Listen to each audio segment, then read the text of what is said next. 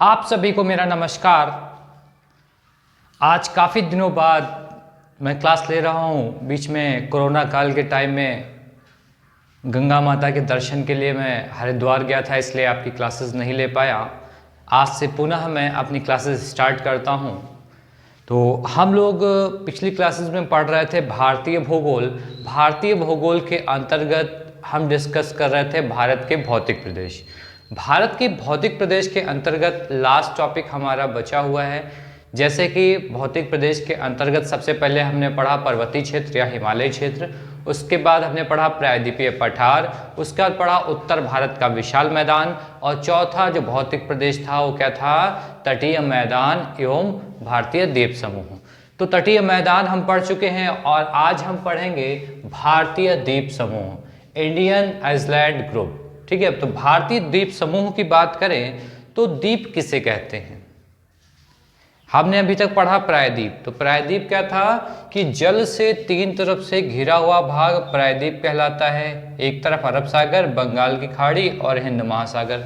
तो तीन तरफ से जो भाग घिरा है जल से, ये क्या कहलाया? प्रायद्वीप कहलाया। और द्वीप किसे कहते हैं? तो द्वीप क्या होगा कि वह हिस्सा, वह छोटा भूभाग जो क्या है चारों तरफ जल से घिरा होगा, वो क्या कहलाएगा? द्वीप कहलाएगा। और प्रायद्वीप किसे कहते हैं? तो वह क्या होगा? बड़ा भूभाग जो जल से चारों तरफ से घिरा हो उसे प्रायद्वीप कहते हैं। आप प्रायद्वीप नहीं, उसे क्या कहते हैं? महाद्वीप कहते हैं। आपने पढ़ा भी है भारत में महाद्वीपों के बारे में, एशिया महाद्वीप और यूरोप, अफ्रीका, इन महाद्वीपों की बात की। तो आज हम बात कर रहे हैं भारतीय द्वीप समूह की। तो द्वीप किसे कहेंगे? वह हिस्सा जो जल से चारों तरफ से घिरा हुआ हो। ठीक है, अब देखिए ये भारत है। भारतीय द्वीप समूह की बात की गई तो हम उन द्वीपों की बात करेंगे जो भारत के अंतर्गत आते हों। जैसे कि इधर बंगाल की खाड़ी, इधर अरब सागर। तो अगर इधर बात करें, भारत में मुख्य रूप से बात करें तो 250 के आसपास द्वीप पाए जाते हैं, जिसमें मोस्टली हमारे बंगाल की खाड़ी में पाए जाते हैं और उसके बाद अरब सागर में पाए जाते हैं। तो यहाँ पर बात करें तो जैसे मान लीजिए ये अरब बंगाल की खाड़ी है, बंगाल की खाड़ी में ये कोई द्वीप है, तो क्या होगा? हमें इसे पढ़ना होगा क्योंकि देखिए चारों तरफ जल से घिरा हुआ है। तो इस तरीके से हम बात करें तो मुख्य रूप से बंगाल की खाड़ी में अंडमान निकोबार द्वीप समूह पाया जाता है, जो क्या है? भारत का केंद्र शासित प्रदेश है। जो क्या है? भारत का केंद्र शासित प्रदेश है। कहाँ पाया जाता है? बंगाल की खाड़ी में। और ऐसे ही अरब सागर की बात करें तो अरब सागर में लक्षद्वीप पाया जाता है। ये भी क्या है? भारत का केंद्र शासित प्रदेश है। तो आज की क्लास में हम लोग पढ़ेंगे अंडमान निकोबार के बारे में बात करेंगे, जो क्या है कि केंद्र शासित प्रदेश है। अंडमान निकोबार की बात करें तो 2/3 भागों पर क्या पाए जाते हैं? राष्ट्रीय उद्यान पाए जाते हैं। यहाँ पर 9 राष्ट्रीय उद्यान पाए जाते हैं। तो हम लोग अंडमान निकोबार की बात करें तो ये डायग्राम आपको दिख रहा होगा। ठीक है, डायग्राम की बात करें तो देखिए ऊपर यहाँ पर क्या है? कोको द्वीप। जैसे यहाँ पर भारत हुआ, भारत से इधर पड़ोसी देश कौन सा हुआ? म्यांमार। तो ये म्यांमार है। तो कोको द्वीप जो कहाँ है? म्यांमार में। ऊपर मैंने बनाया कोको द्वीप म्यांमार, और उसके बाद हमारा शुरू हो जाता है अंडमान निकोबार। ठीक है, तो कोको द्वीप म्यांमार के बाद शुरू होता है हमारा अंडमान निकोबार। तो अंडमान निकोबार को 2 भागों में ब्रेक कर दिया गया, एक अंडमान और एक निकोबार। अब ये छोटे छोटे द्वीपों में बसा है, तो इसके मुख्य द्वीपों की हम लोग बात करेंगे। तो सबसे पहले हम लोग बात करते हैं उत्तरी अंडमान। देखिए उत्तरी अंडमान, अंडमान अलग है, और ये जो ब्लैक से मैंने शो किया अंडमान, और जो रेड से शो किया ये निकोबार। तो अंडमान की बात करें तो उत्तरी अंडमान, उसके बाद मध्य अंडमान, उसके बाद दक्षिणी अंडमान, और उसके बाद लघु अंडमान। तो 4 भागों में हमने इसे ब्रेक किया।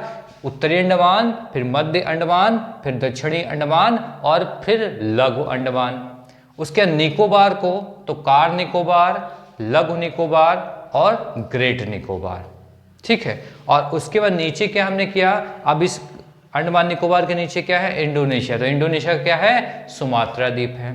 तो हम यहाँ ऊपर से शुरू करते हैं। तो देखिए जो कोको द्वीप है और उत्तरी अंडमान है, इन दोनों के बीच में आपको एक लाइन दिख रही होगी, ये लाइन क्या है? कोको चैनल है। क्या है? Coco channel. तो ऐसे कोई एग्जाम में क्वेश्चन बनता है, निम्नलिखित में से कोको चैनल किसे पृथक करता है?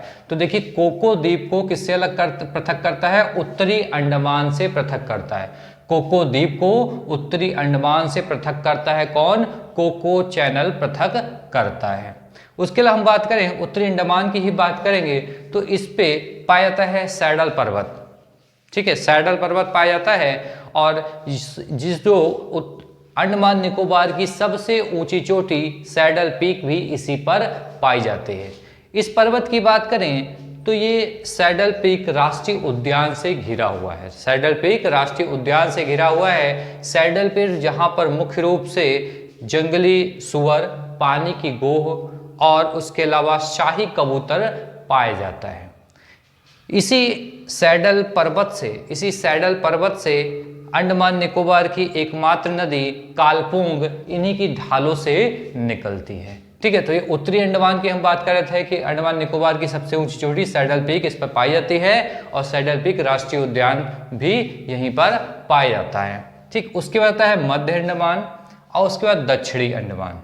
ठीक है, और उसके बाद क्या आता है? अब देखिए, दक्षिणी अंडमान और लघु अंडमान को एक लाइन पृथक कर रही है, तो क्या है? डंकन चैनल या डंकन पैसेज। तो ऐसे क्वेश्चन पूछेगा, डंकन चैनल या डंकन पैसेज निम्नलिखित में से किसे पृथक करता है? तो दक्षिणी अंडमान को लघु अंडमान से पृथक करता है कौन? Duncan channel. ठीक है, उसके बाद अब देखिए, उसके बाद नीचे क्या है? लघु अंडमान, और नीचे क्या है? कार निकोबार। अब यहां पर पूछा जाए कि 10 डिग्री चैनल किसे पृथक करता है, तो इसमें आपको दिख रहा है ऊपर क्या है? लघु अंडमान और कार निकोबार इन दोनों के बीच में है, इसका मतलब इन दोनों को पृथक कर रहा है। ठीक है, तो क्वेश्चन यहां पर दो तरीके से ऑप्शन पे जाना है। जैसे पूछा पर यार 10 डिग्री चैनल किसे पृथक करता है, तो आपको दिख रहा है लघु अंडमान और कार निकोबार दोनों के बीच में है, इसका मतलब दोनों को पृथक कर रहा है। लेकिन मुख्य रूप से बात करें तो देखिए, 10 डिग्री चैनल अंडमान ऊपर है और निकोबार नीचे है, तो 10 डिग्री चैनल अंडमान को निकोबार से पृथक करता है, और उसके अलावा लघु अंडमान को कार निकोबार से भी पृथक करता है। तो यहाँ ऑप्शन के अकॉर्डिंग आपको आंसर देना है। अगर ऑप्शन में मान लीजिए अंडमान और निकोबार नहीं दिया है, क्योंकि ये है अंडमान, फिर 10 डिग्री चैनल, फिर निकोबार, अगर ये ऑप्शन में नहीं दिया है तो क्या होगा? दिया होगा लघु अंडमान और कार निकोबार को पृथक करता है। अब उसके अलावा हम बात करें कि कार निकोबार, फिर है कार निकोबार, फिर लघु निकोबार और फिर ग्रेट निकोबार। ठीक है, तो भारत का जो दक्षिणतम बिंदु है वो कौन सा है? बताइए, कौन सा है? इंदिरा पॉइंट कौन सा उत्तरी पॉइंट है? तो सबसे दक्षिणी पॉइंट कौन सा है? बताइए, यहां पर सबसे दक्षिणी पॉइंट पाया जाता है इंदिरा पॉइंट। कौन सा? इंदिरा पॉइंट। उत्तरी कौन सा है? इंदिरा कॉल जम्मू कश्मीर, और दक्षिणी कौन सा है? इंदिरा पॉइंट, जो कि ग्रेट निकोबार के सबसे दक्षिण में पाया जाता है। क्योंकि भारत यहां तक है, अगर हम उसकी बात करें तो ये भी इसका हिस्सा अंडमान निकोबार, तो सबसे उत्तरी बिंदु कौन सा हो जाएगा? इंदिरा पॉइंट कहां पर है? ग्रेट निकोबार में। और इंदिरा काल क्या है? उत्तरी पॉइंट, जो कहां है? जम्मू कश्मीर में। ठीक है, उसके बाद देखिएगा यहां पर ग्रेट निकोबार और फिर नीचे क्या है? Sumatra Indonesia. तो देखिए, ग्रेट चैनल किसे करता है? ग्रेट निकोबार को सुमात्रा द्वीप से पृथक करता है। एक तरीके से कहा जाए तो निकोबार को सुमात्रा इंडोनेशिया से पृथक करता है, या ग्रेट निकोबार को सुमात्रा से पृथक करता है। उसके अलावा भारत में दो ज्वालामुखी पाए जाते हैं। तो देखिए, अंडमान निकोबार में ही दो ज्वालामुखी पाए जाते हैं, एक नरकोंदम और एक बैरन। एक कौन सा? नरकोंदम और एक बैरन। नरकोंदम जो कि एक सुसुप्त ज्वालामुखी है, सुसुप्त जो मतलब क्या है? बिल्कुल शांत, सोया हुआ। और बैरन जो कि एक क्या है? सक्रिय ज्वालामुखी है, जो क्या है? भविष्य में उसके फटने के चांसेस हैं, इट मींस उसे क्या बोलेंगे? सक्रिय ज्वालामुखी।